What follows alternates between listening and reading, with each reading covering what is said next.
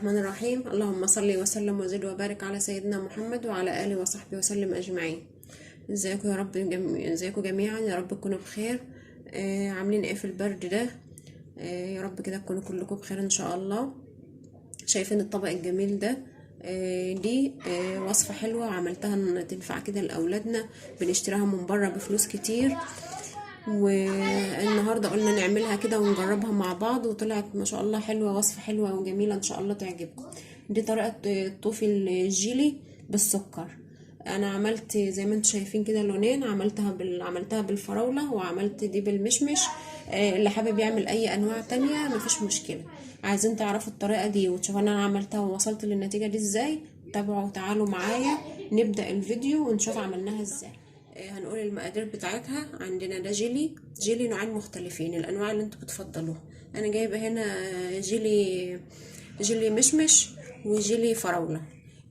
حبيت انت انواع تانية مفيش مشكله، اي نوع انتوا بتحبوه هاتوه اعملوه. وعندي هنا سكر ونشا وميه. هنبدا مع بعض كده نعمل الطريقه كده. بسم الله. عندي هنا نار يكونوا ينفعوا كده، يعني الطريقه دي زي شبه المهلبيه كده، حلل تكون ما بتلزقش وما بتشيطش اللبن ان شاء الله، او الوصفه بتاعتي. لان انا هقلب على النار شويه، فلازم يعني تكون يعني حله يا اما المونيا زي ما انا عامله كده، يا اما تيفال. الالمونيا حتى لو لزقت بتهدي عليها النار، ما بتشيطش الاكل.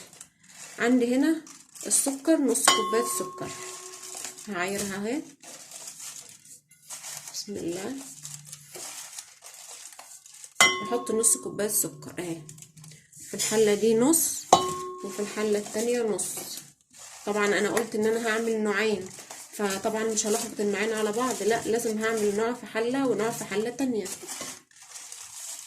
وبعدين نص كوبايه السكر التانية احطها في الحله التانية اهي. وعندي هنا احط 3 معالق مش مليانين قوي نشا اهي. ده 1 2 المعلقه بتاعتي كبيره مش صغيره، 3. وهحط برضو هنا في الحله التانية 3. طريقه سهله خالص وبسيطه زي ما انتم شايفين. 2 3. نص كوبايه سكر، وهنا نص كوبايه سكر، وهنا 3 معالق نشا و3 معالق نشا. هحط هنا كوبايه ونص ميه من الحنفيه عاديه مش سخنه ولا حاجه. ادي كوبايه. بسم الله. وده النص. وبرده في الحله التانية نفس الوضع. ده 1. النص التاني. طبعا حابين تعملوا اكتر من لونين اعملوا، حابين تعملوا لون واحد اعملوا، المتاح عندكم اعملوا. هقلب كده لحد ما ادوب النشا كويس قوي والسكر. كل ده طبعا على البارد، انا لسه ما حطيتش على النار ولا عملت اي حاجه. النشا بتاعتي دابت، مش فيها اي كلاكيع ولا اي تكتلات ولا حاجه.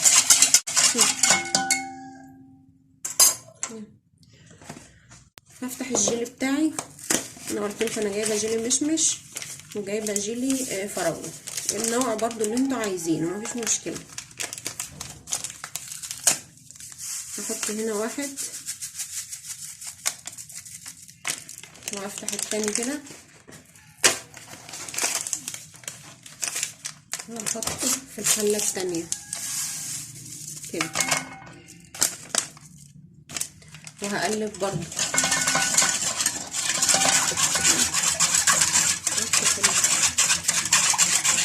الجيلي ده جميله والطريقه حلوه قوي، ولادنا بيطلبوها على طول بدل ما بنشتريها من بره. واللي هنعمل ايه بقى؟ هنروح على النار، على نار كده متوسطه لحد ما يجمد معايا. فهنروح على النار كده وهنشوفه. عايزاه يوصل على النار اهي على البوتاجاز، وولعت النار تحت الحلتين مع بعض، وهقلب على طول ما سيبوش، يعني هقلب هنا شويه وفي الحله التانية شويه. طبعا هي مش مشكله، المضرب بتاعي نضيف اهو، يعني ما نقولش ان هو هيلون النوع التاني ولا حاجه، لا مفيش مشكله. هقلب لحد ما يدي سمك كده، السمك المعين تقريبا زي المهلبيه كده كده، يبقى خلاص وصل بقى للمرحله اللي انا عايزاها.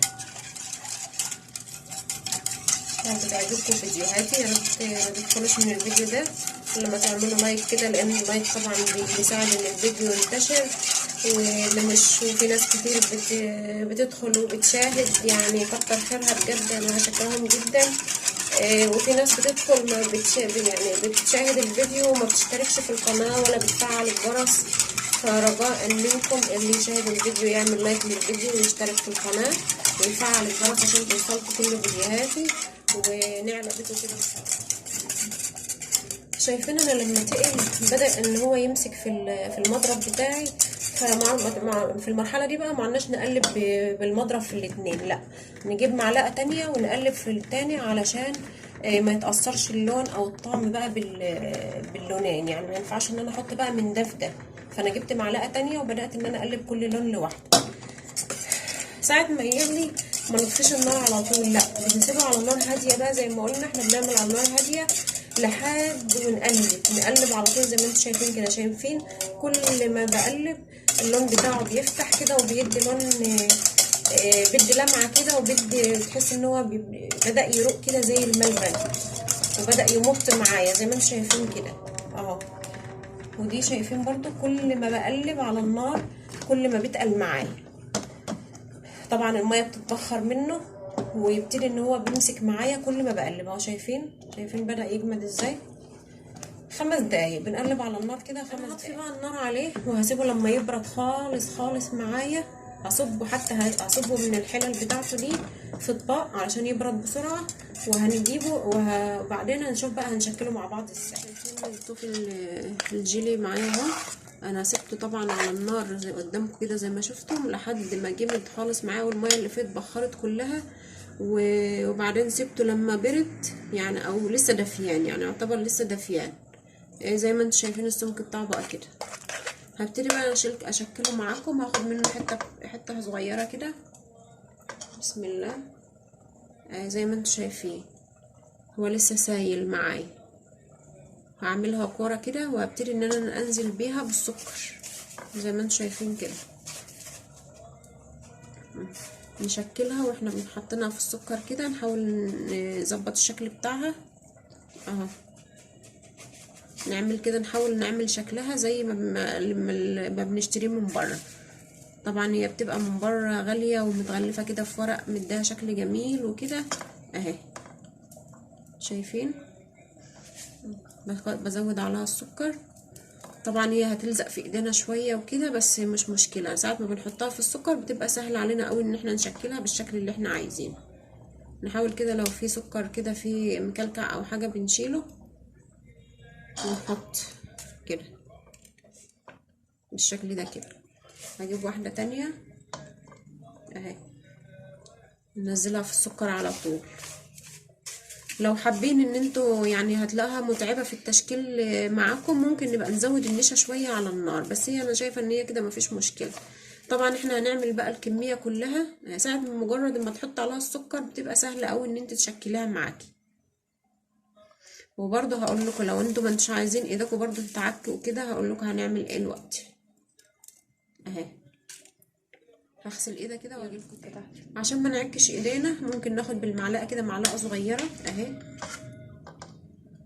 نحاول كده نظبطها واحنا بناخدها كده بالمعلقه. شايفين اهي. وهنزل بيها في السكر بتاعي اهو، وهعمل برضو كده اهو. ساعة بقول لكم ما بتنزل في السكر ما بتعكش ايدينا ولا اي حاجه وبتبقى بتتشكل بسهوله. طبعا هي الوقت لسه طريه زي ما انتم شايفين كده. انا لسه هسيبها مثلا ساعه او ساعتين او كده وادخلها التلاجة علشان تجمد معايا كويس وتشد كده وتوصل اللي انا عايزاه. التاني بقى او من النوع التاني اللي هو المشمش اهو برضو نفس الوضع اهو اهو. وهنزل برضو في السكر.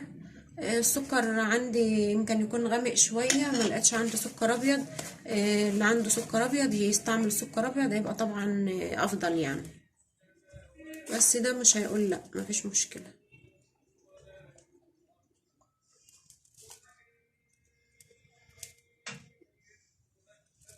وهرص كده في طبق عندي يكون مفتوح. كلنا عارفين الاحداث اللي احنا فيها اليومين دول، الزلزال اللي حصل في تركيا وفي سوريا.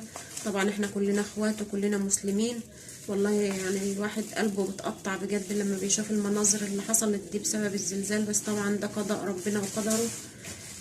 ولازم طبعا ان احنا لازم يعني بنرضى بقضاء ربنا، وفعلا الوضع صعب عندهم، ربنا يا رب ينجيهم.